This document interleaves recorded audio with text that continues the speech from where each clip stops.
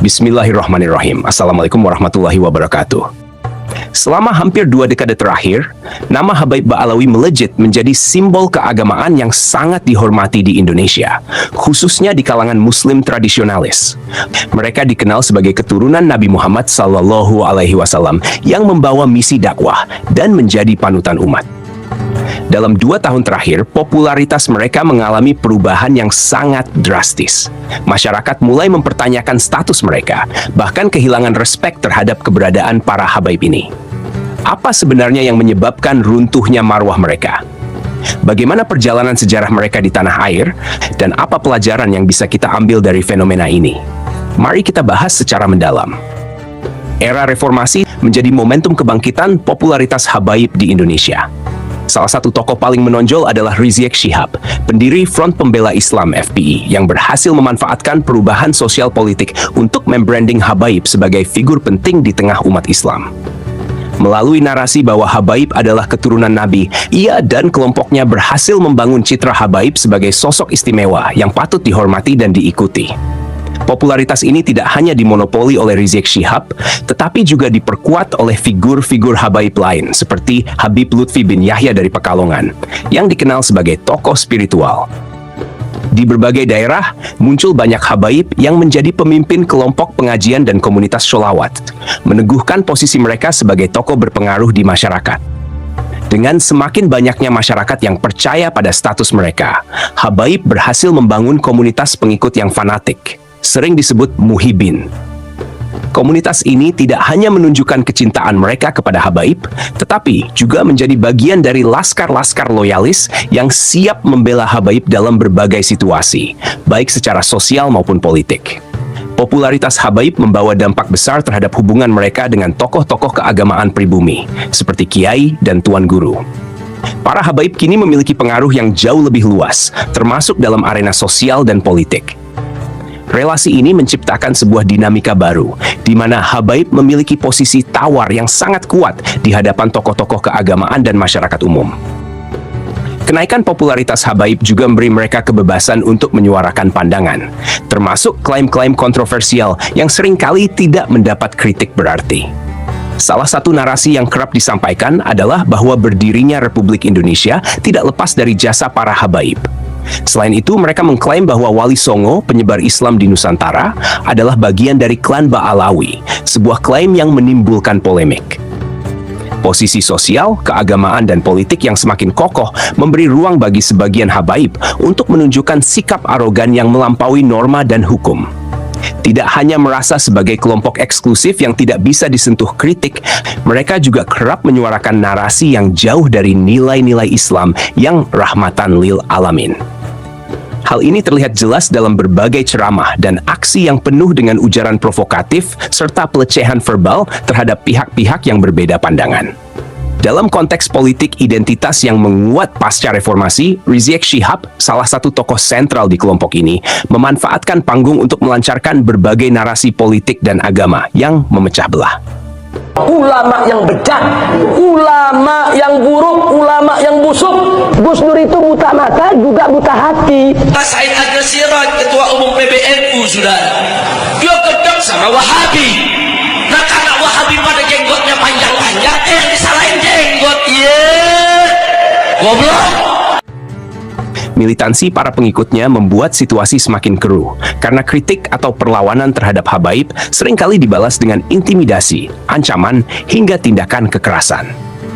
Bahkan, kasus persekusi terhadap individu atau kelompok yang dianggap berbeda pandangan sering dilakukan secara terang-terangan, termasuk dalam siaran televisi nasional.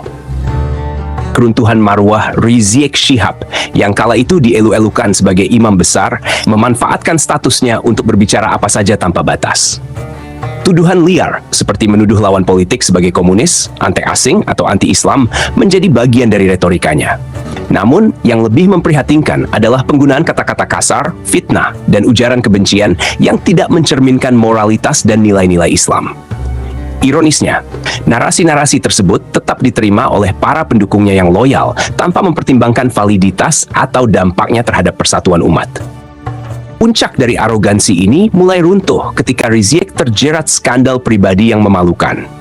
Tersebarnya percakapan mesum yang melibatkan dirinya dan seorang wanita bernama Firza Hussein menghancurkan citra moral yang selama ini dia bangun.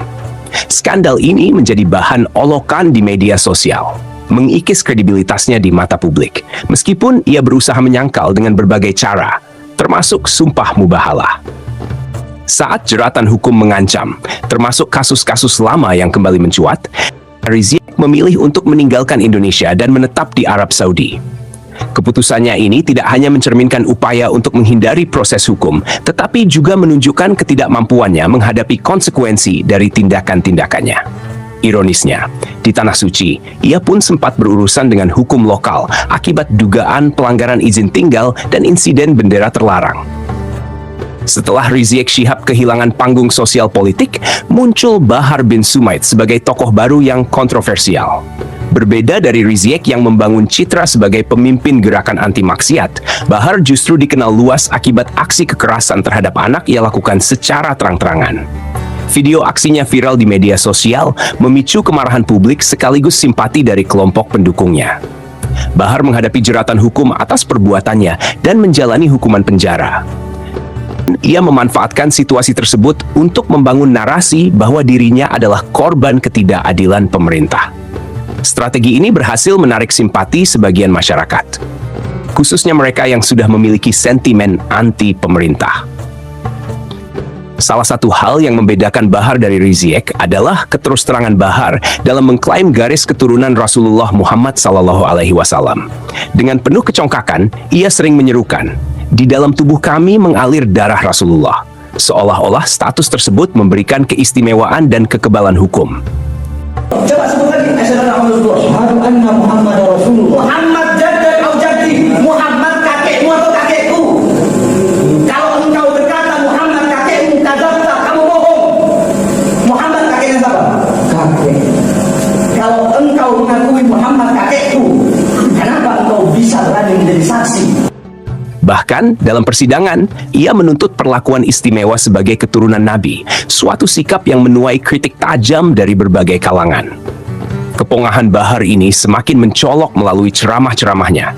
Ia sering melontarkan cacian, hinaan, dan ujaran kebencian terhadap pihak-pihak yang tidak sejalan dengan pandangannya. Tidak hanya tokoh pemerintah yang menjadi sasaran, tetapi juga ulama tradisionalis yang dihormati oleh mayoritas umat Islam di Indonesia. Meski ia tidak mampu menghindari hukuman, kasus Bahar justru membuat namanya semakin dikenal, terutama di kalangan kelompok oposisi yang memanfaatkan narasinya untuk menyudutkan pemerintah. Di tengah retorika politik yang semakin tajam, Bahar menjadi simbol perlawanan bagi kelompok anti-pemerintah. Hal ini mirip dengan pola yang sebelumnya dijalani oleh Rizik Syihab, meski dengan pendekatan yang lebih kasar dan frontal. Popularitas Bahar ini tidak sepenuhnya positif. Ceramah-ceramahnya yang kasar, penuh caci maki, dan seringkali tidak berdasar membuat banyak masyarakat mulai jengah. Sayangnya, kritik terhadap Bahar nyaris tidak terdengar lantang, baik dari kalangan ulama maupun masyarakat umum. Anggapan bahwa Habaib adalah keturunan Nabi masih menjadi tameng kuat yang membuat banyak pihak enggan atau takut untuk mengoreksi secara terbuka.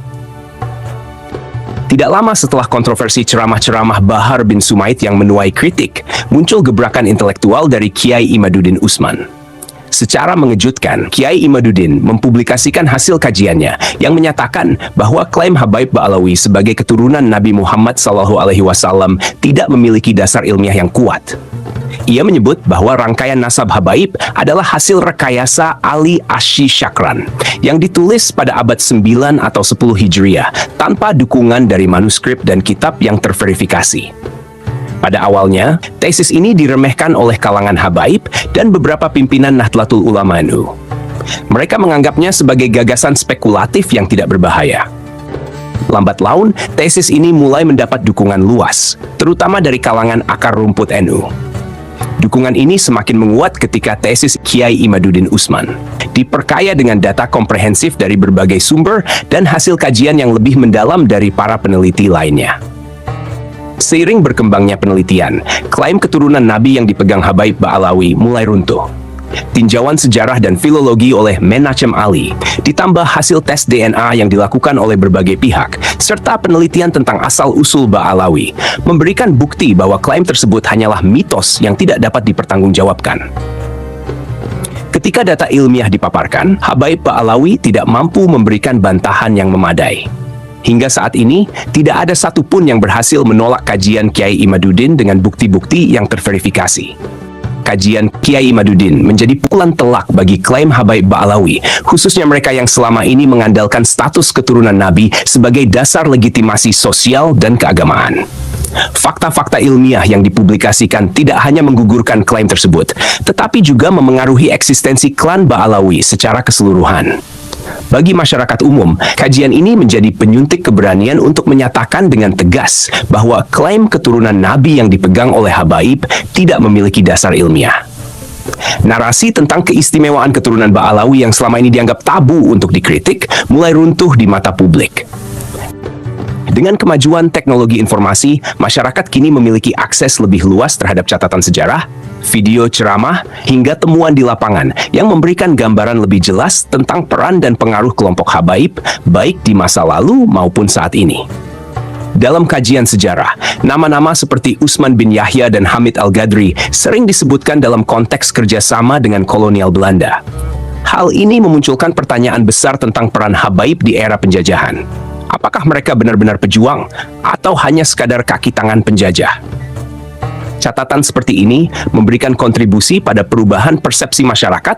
Di sisi lain, narasi anti Partai Komunis Indonesia yang kerap digaungkan oleh beberapa tokoh Habaib, termasuk Rizik Syihab, justru menjadi bumerang.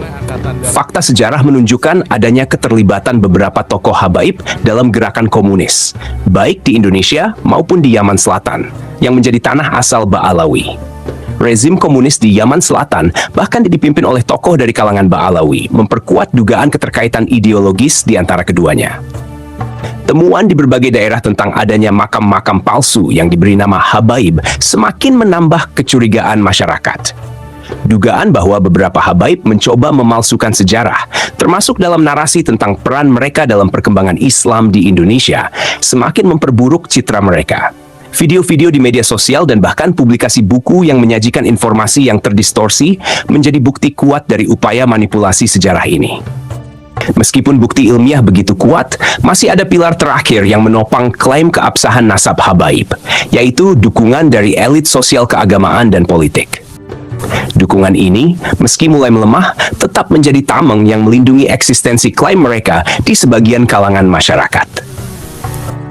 Berdasarkan bukti perjuangan Kiai Imaduddin dalam mengungkap fakta ini, menunjukkan pentingnya keberanian intelektual dan integritas ilmiah dalam menyingkap kebenaran. Allah Subhanahu wa Ta'ala berfirman dalam Al-Quran, "Wahai manusia, sesungguhnya kami menciptakan kamu dari seorang laki-laki dan seorang perempuan, dan kami menjadikan kamu berbangsa-bangsa dan bersuku-suku agar kamu saling mengenal.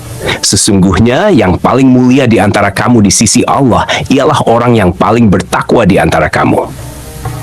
Rasulullah Muhammad SAW juga bersabda, "Barang siapa yang amal perbuatannya lambat, maka nasabnya tidak akan mempercepatnya." Fenomena runtuhnya marwah Habaib Ba'alawi mengajarkan kita bahwa penghormatan dan kemuliaan tidak didapatkan dari klaim keturunan, tetapi dari akhlak, ilmu, dan amal yang bermanfaat bagi masyarakat. Mari kita kembali kepada ajaran Islam yang murni, tanpa fanatisme kepada kelompok atau individu tertentu. Terus belajar, meningkatkan keimanan, dan memperbaiki diri agar kita semua menjadi umat yang diridhai oleh Allah Subhanahu wa Ta'ala.